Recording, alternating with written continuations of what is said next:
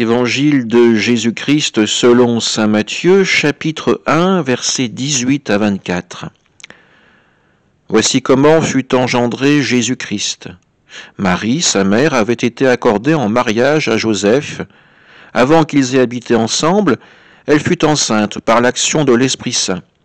Joseph, son époux, qui était un homme juste et ne voulait pas la dénoncer publiquement, décida de la renvoyer en secret.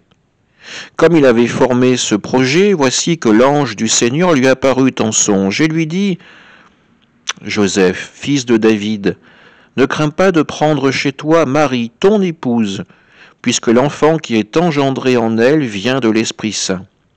Elle enfantera un fils, tu lui donneras le nom de Jésus, c'est-à-dire le Seigneur sauve, car c'est lui qui sauvera son peuple de ses péchés. Tout cela est arrivé pour que soit accomplie la parole du Seigneur prononcée par le prophète. Voici que la Vierge concevra, et elle enfantera un fils. On lui donnera le nom d'Emmanuel, qui se traduit Dieu avec nous. Quand Joseph se réveilla, il fit ce que l'ange du Seigneur lui avait prescrit. Il prit chez lui son épouse.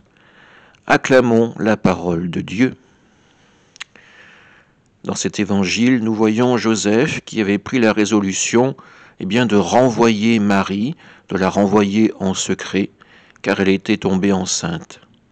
Dans le songe qui lui est donné, Joseph l'apprend, cet enfant vient du Saint-Esprit, il est le Fils de Dieu, il sera le Sauveur, celui qui sauve avec nous. Alors à notre tour de ne pas avoir peur d'accueillir Jésus dans nos vies. Il est bien le prince de la paix, celui qui vient nous délivrer du péché, celui qui vient nous montrer la lumière de l'alliance nouvelle avec le Seigneur, celui qui va nous donner son corps et son sang pour nous permettre d'avancer toujours plus avant sur le chemin du royaume de Dieu. Avoir peur d'accueillir le Christ, cela signifie simplement que nous sommes trop attachés à notre péché, parce que celui-ci est confortable.